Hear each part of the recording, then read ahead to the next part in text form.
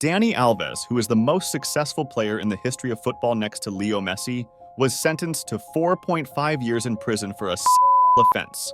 A footballer who, during his 20-year career, played over 120 matches for the Brazilian national team and nearly 1,000 official matches for Barcelona, Sevilla, and Paris Saint-Germain, winning over 40 different trophies, is still losing the most important match in his life. A match for freedom, innocence, and good name. How did this unimaginable fall of a legend come about?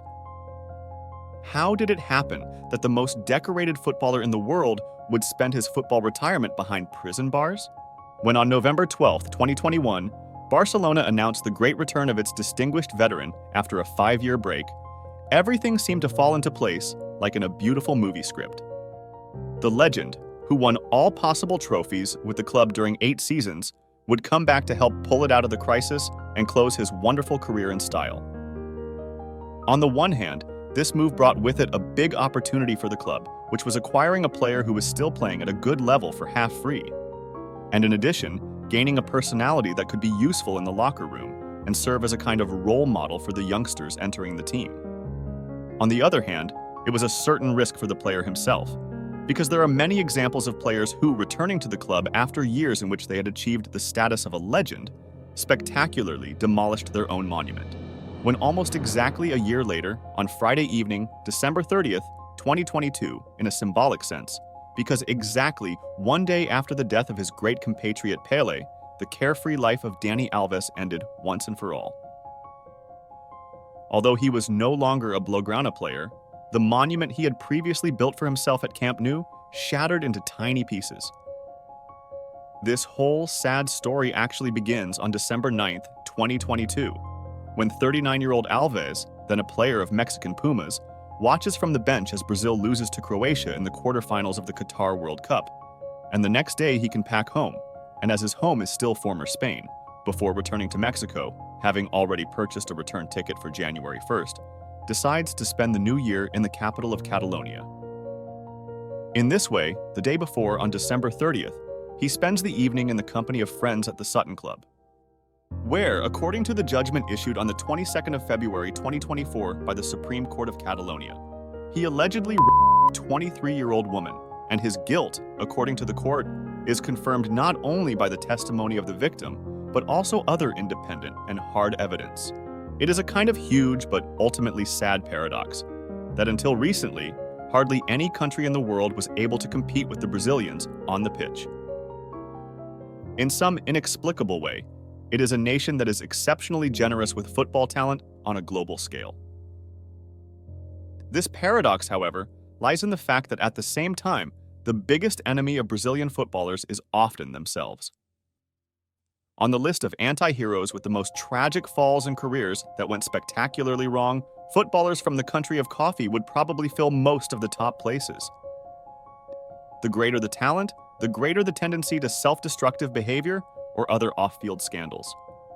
Because of this, sooner or later they ruin either their active careers or, if by some miracle they manage to bring them to an end, they bury the achievements and image of the legend.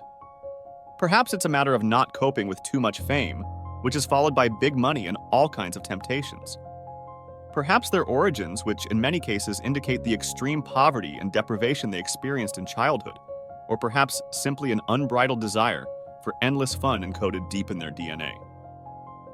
Whatever the reason, in recent years we have seen a number of Brazilians making headlines one after another for topics completely unrelated to football. Suffice it to mention Ronaldinho, who was detained in Paraguay with a false passport and sentenced to several months in prison for non-payment of taxes, or Robinho, who was sentenced to 9 years of absolute imprisonment for sexual assault by a court in Italy, which is why he now has to hide in Brazil. It's hard to believe that this shameful group has just been joined by the most successful football player in the world, who won over 40 different trophies during nearly 20 years of playing in Europe, and in this respect, only Leo Messi can compare with him. Alves was born in 1983 in the Brazilian city of Juazeiro. From an early age, he was forced to work hard in very poor conditions because his family was poor. He slept on a concrete bed and devoted all day to work. At the age of 13, he moved to El Salvador, where he started playing for the local club EC Bahia. He moved to Spain permanently at the age of 19 as a youth world champion with Brazil, and was initially strongly questioned as a fullback. In Sevilla, which was his first club in Europe, he did not impress with the physicality required in La Liga at that time, but compared to other defenders of the time, he was a defender only in name, because from the very beginning, he was distinguished by his high speed and drive towards the goal, more like today's wingers, and thanks to that with his unique attacking style, he helped Sevilla win their first European trophy, the UEFA Cup, which they lifted once again, season after season, and the following year he earned a transfer to the emerging star team of FC Barcelona. His arrival coincided with the arrival of Pep Guardiola on the Blaugrana bench, with whom Barca won the treble already in Alves' first season at Camp Nou. During his 8 long seasons at Barcelona, he became a true superstar in every respect. 6 Spanish champion titles, 3 Champions League wins, and 14 other trophies, all while playing almost from cover to cover. It is difficult to name another footballer who would have defined the role of a fullback so strongly at that time. Even after leaving Barcelona in 2016, he remained an outstanding figure. At the age of 34, he reached the next Champions League final with Juventus, and in Paris he fought for 2 French champion titles. This wonderful club career was somewhat incompatible with the national team, which did not feature so many significant triumphs, although with Canarinos, he managed to win the Copa America and the Confederations Cup twice. All these successes combined with an extremely optimistic approach to life made him extremely popular, not only among Barcelona fans. It is partly for this reason, and the height from which he fell, that his trial in the court in Barcelona was described in the Spanish media as the trial of the year. After 3 long days of hearings that took place on the 22nd of February 2024, in front of the doors of the Supreme Court of Catalonia, crowds of journalists were waiting for the verdict, which was guilty. Guilty of assault and sentenced to 4.5 years in prison and a further 5 years on parole. A total of almost 10 years of restriction of freedom, half of which was spent behind bars. This decisive nature of the verdict, in which the court was confidently able to prove his guilt based on strong evidence, does not give much hope for the innocence of the recent idol. Although he has already announced his appeal, they still maintain their innocence. He maintained this from the first day after his arrest.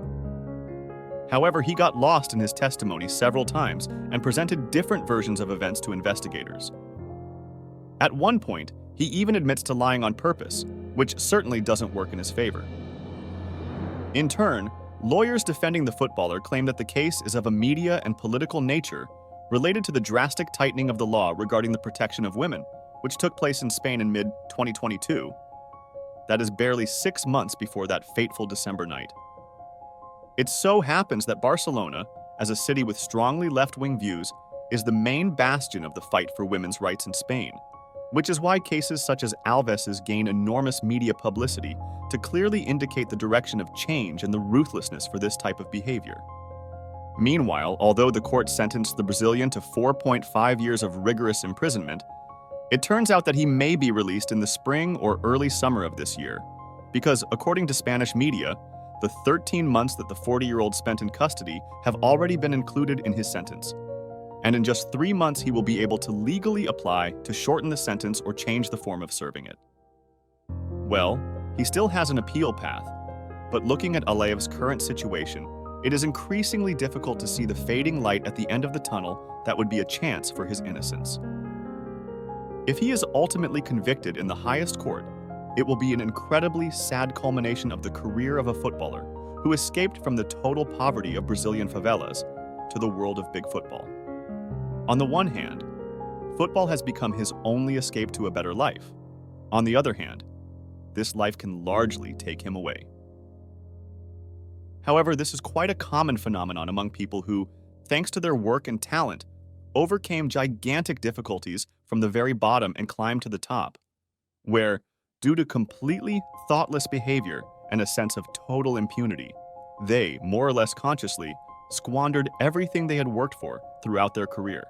We can only hope that, at least in this case, the example of Dani Alves, as it was a player from the absolute top, will serve as an example and a warning for his younger colleagues and emerging talents who may face the same challenges in a few or a dozen years.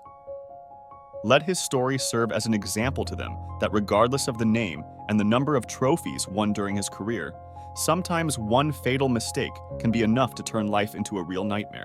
When on November 12, 2021, 39-year-old Alves once again set foot on the Camp Nou pitch, he had a plan to connect his entire life after the end of his career with Barcelona, the city he loved and which loved him. Perhaps even in his darkest dreams, he did not expect that he would spend the first few years of his football retirement, not in suburban estates, but in a cold cell that he had prepared for himself. Thanks for watching this episode. Let me know what you think about the Dani Alves case. How will this unimaginable scandal and the crime he committed affect the assessment of his football achievements? Do you think he has irreversibly lost his status as a football legend? That's it for this episode. Thank you very much for watching until the end. If you liked the video, leave a thumbs up. Please support my work by subscribing this channel. Thank you for watching. We'll hear from you in the next episode of Football Stories.